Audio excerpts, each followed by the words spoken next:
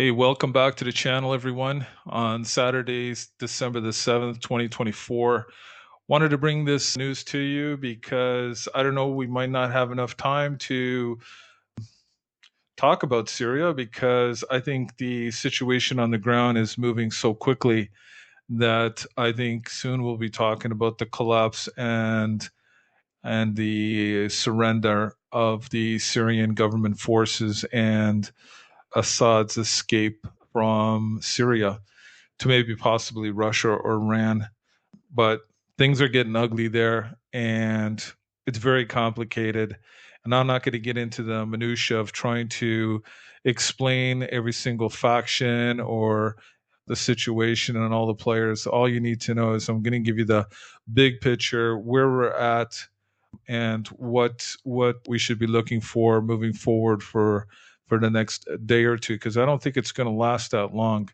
I think the people that were supporting the government forces and Assad are all running out of town and trying to distance and get away from the situation as fast as possible. His past supporters are not. They don't seem to be responding as they did in the past. So I'm going to show you a couple of news clippings to highlight the point that things are getting bad for the Assad government.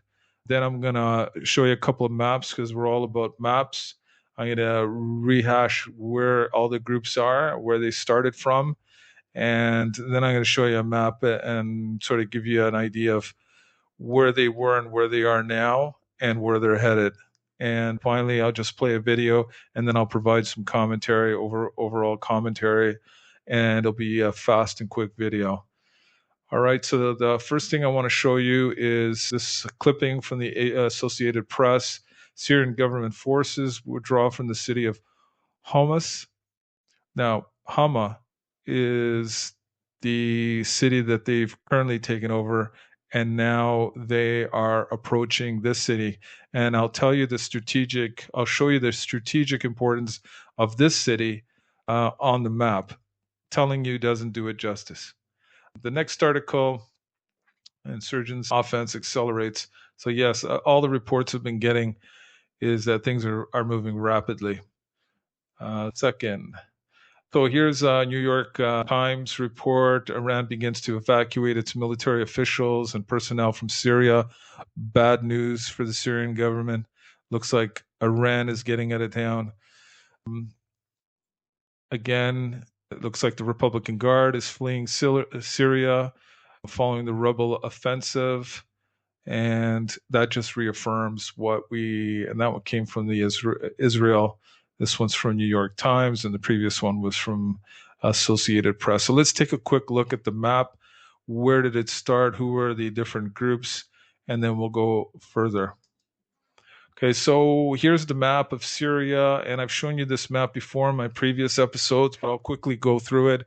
The yellow is the Kurds, the Turkish government up here. They don't like the Kurds, and this green area here, green, is the uh, Turkish-supported rebel army. So this is the group that originally fought the Syrian war a couple of years ago, and they are fully equipped and supported by the Turkish government. A lot of that equipment and support has gone down to the HTC or HTS, whatever they want to call themselves. But they're an Islamic group, both this dark green here and this light green area. The dark green is the HTC. Now they took over Aleppo, as you know, last week, and they've progressed down to Hama. The red is the Syrian government-held territory, if you want to call it that. Um, and this gray area is really Kurdish area here, and it shouldn't be that color. It should be yellow, and that's the Golan Heights. And we're going to talk about the Golan Heights in a minute. So I'm going to flip the page. So now that we know where the groups are, don't forget the Russians are up here. They got two bases here. We'll go over that again on the next map. And so these are the groups where they are. This group here that's attacking the HTC, HTS, Uh, they're a mixture of a combination of groups, but they're the leader, and you're going to see him in the video being interviewed by CNN. He is from the Al Qaeda group in Iraq, and he um, joined this group and pledged allegiance to the grand leader of this group. And he's the one that's running the show. And he was interviewed by CNN. And these are the two groups up here that are attacking Syria now. And they've pushed out of Aleppo. This area here, this attack here on the east side of Aleppo, that seems to be stalled. Not stalled. I don't think they want to push any harder. I think their focus is Damascus, and they're coming down here, and they're coming down pretty quick. So the next map I'm going to show you is a little bit more defined. So they're down here right now, but they've moved down to this city, Hamas, and the government forces have evacuated that city. And here's the blow up of this map in that area right there. And here's the Golan Heights. It's in blue. Important spot. We'll talk about it in a minute. The Russians are up here with their two bases in this area here. We know that the HTC, HTS has taken over Hama, and they are now taking over Hamas.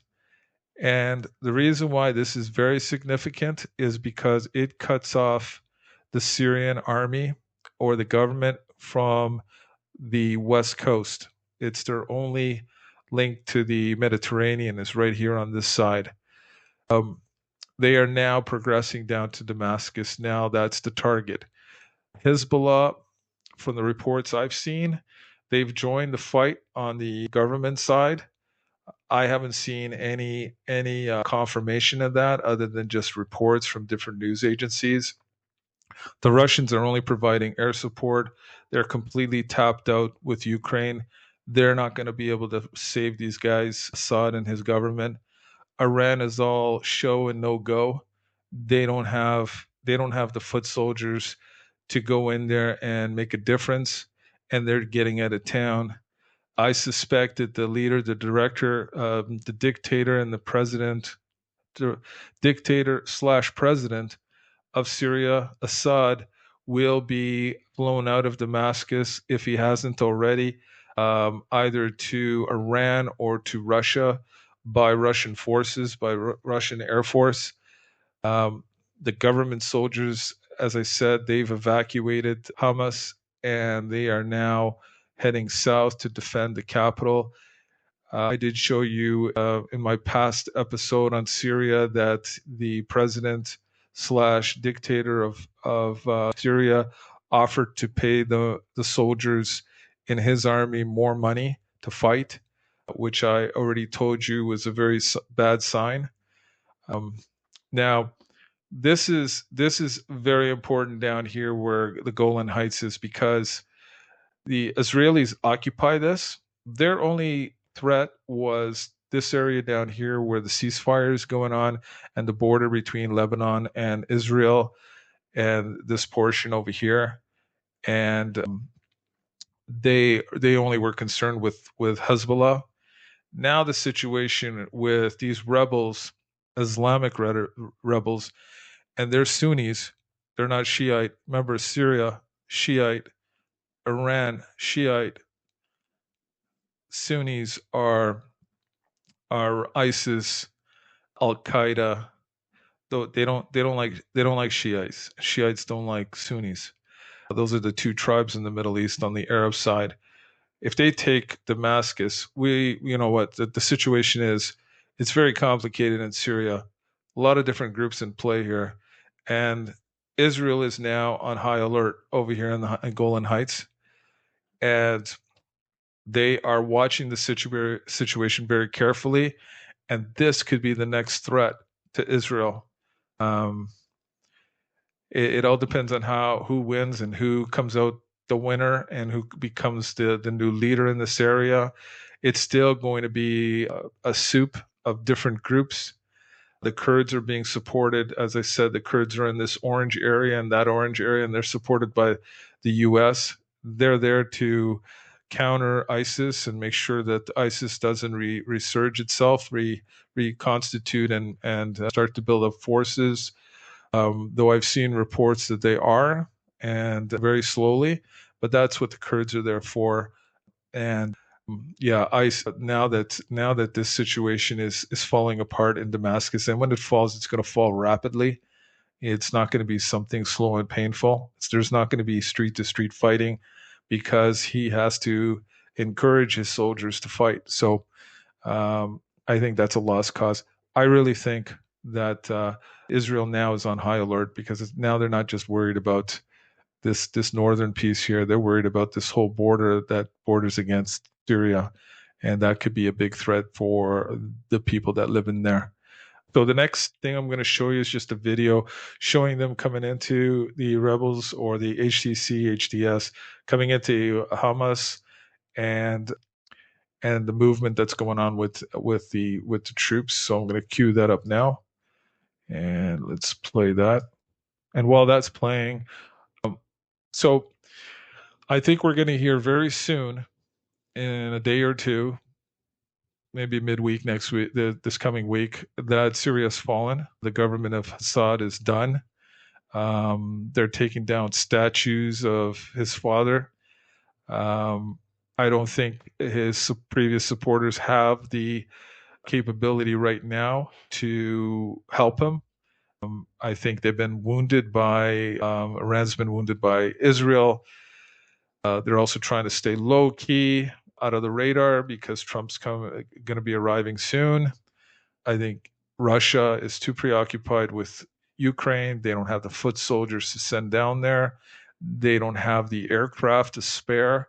They don't have the equipment. They're right now in the midst of a big war in Ukraine. They can. That's the leader right there on the screen of the HTC HTS, and he was previously with the Al Qaeda in Iraq before he came over to Syria. So I didn't see any reports whether Assad's is out of Damascus yet. He may already be, and he may, if the Russians take him away and take him to Russia, he's going to be trying to create some kind of return military to try to come back and take Syria, especially that it's just a wrecking ball down there right now. It's just, now look at all those motorcycles coming down that road, and those are all the rebels.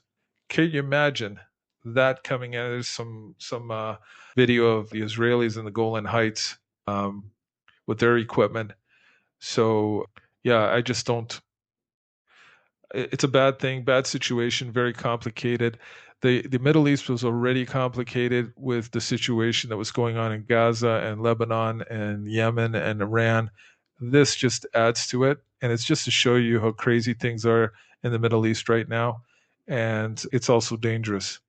And I think you're going to hear also soon that the Russians are going to be pulling out of Syria because they're not going to be able to stay there if they don't have also the security of the government military, Syrian military, to support them or to keep them safe. Because all they got there is a naval base and a air force base in the west of Syria, where I showed you on the map, just off of the Mediterranean, which gives them a link to the Black Sea, which the Black Sea Fleet is based out of Crimea.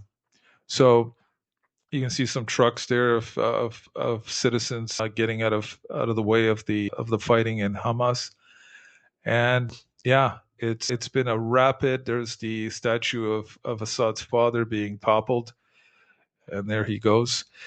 And it's been rapid. My phone and my computer has been just notifications from all different media sources as to the status of the war in Syria.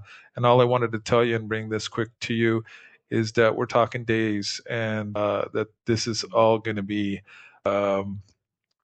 completely over for the Assad regime.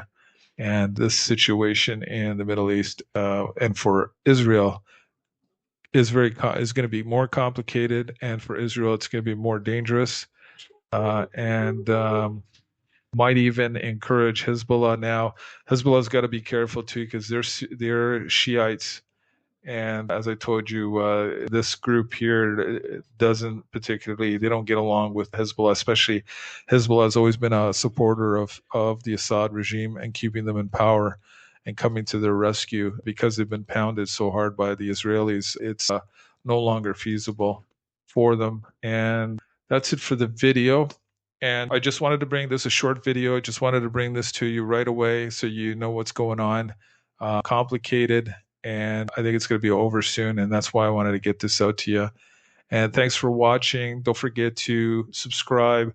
Don't forget to hit the alert keys so that you get notified when I bring something to you guys so you guys are aware and get information as just a general brief explanation of what's going on every story, not these convoluted discussions and information overload that we get from some other YouTube video people that I just I can't sit there for hours to listen to this stuff. So I got to get a quick briefing of what's going on, and that's what I'm doing for you.